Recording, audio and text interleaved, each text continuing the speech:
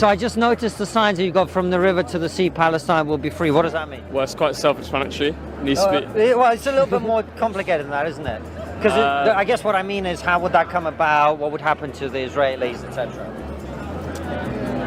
I don't. Seem like you've got an answer. I'm trying to think of how to word it. Isn't it just as self-explanatory as the area of land? It's Palestine's land. Yeah. So when you say Palestine, which bit do you mean? Yeah, the Gaza Strip, The Gaza Strip, the West Bank. West Bank. Yeah. That's it. I don't know. Is there another I thought it part? was self-explanatory. I'm getting confused now. I thought it was self-explanatory. What about either of you? Bullshit question. It's a bullshit question. Why?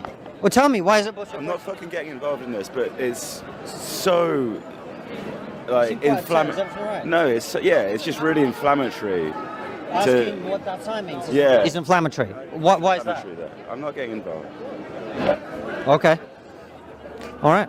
I didn't say anything. I was just asking what it meant. Oh. Do you agree with the sign? Yeah, I agree. Yeah, of course. And what does it mean to you?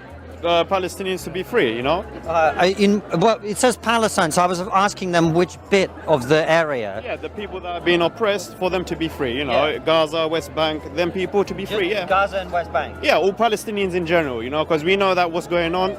All of them are being oppressed, so for them to be free, you know, it's nothing, you know, it's clear as day, you know. Yeah. Well, I was just asking them which bit of the land they mean, because some people mean all of the land, including the bit where Israel is now, and that's why there's some debate about, you know, what I that think means. the main message is Palestinians that are being oppressed, for them to be free, you know, and for everyone to live in harmony, regardless of your religion or whatever it is, because historically speaking, we say Muslims, Jews, Christians have been living there for centuries, you know, living in good peace.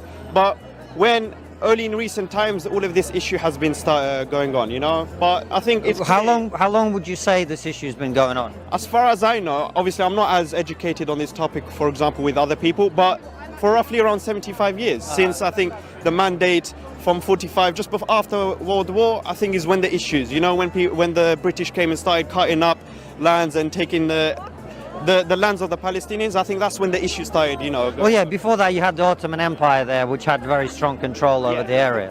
Yeah, that makes sense. Any attack on civilians is not justified, you know, regardless of whatever happened, you know. But I think the issue really should, what is the origin of this problem? You know, history has not started October 7. No, of course. You know, we have to see the real origin of this was, as I said, 75 years ago. Obviously, I'm not as educated on this topic, but because what I see now is this whole issue is being portrayed as if civilization and history started from October 7th and onwards. But no, that's not the real, that's only aspect. The whole issue is obviously, as we said, from, you know, 70, 80 years ago. And I think that contributes to what is going on today from both sides, you know, from the Palestinian side as well as the Israeli side. All right, so we are now heading off from Bank towards Parliament, which is where the protest is supposed to be. And it's kind of loose at the moment. There is a lot of people here, but it's not jam-packed as we've seen at some other protests. We've had a few conversations with people, obviously.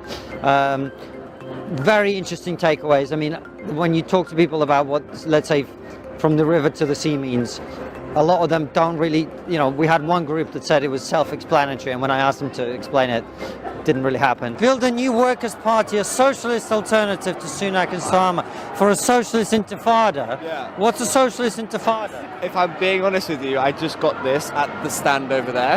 Okay. I don't actually know the definition of the word intifada. Okay. But, I mean... Do any of you know the definition of the word intifada? Stop bombing Gaza, that makes sense. What about that one? Yeah. And what does that mean? Well, it means it's to stop the Israeli occupation of Palestine. From which river to which sea? River Jordan. From the west bank of the River Jordan. from the Jordan to the Mediterranean Sea. Yeah. So does that mean that all of Israel should be, what is now Israel, should be Palestine, in your opinion? No, I personally don't think that. I think I'm definitely not the person to talk to about this, but I know that there's multiple strategies that people have come up with, like a two-state solution or one-state solution. I think ideally I would like to see one multi-faith state that is neither Israel nor Palestine. walking with this protest, there's definitely a much younger demographic here than the March Against Anti-Semitism, which we attended at the end of last year.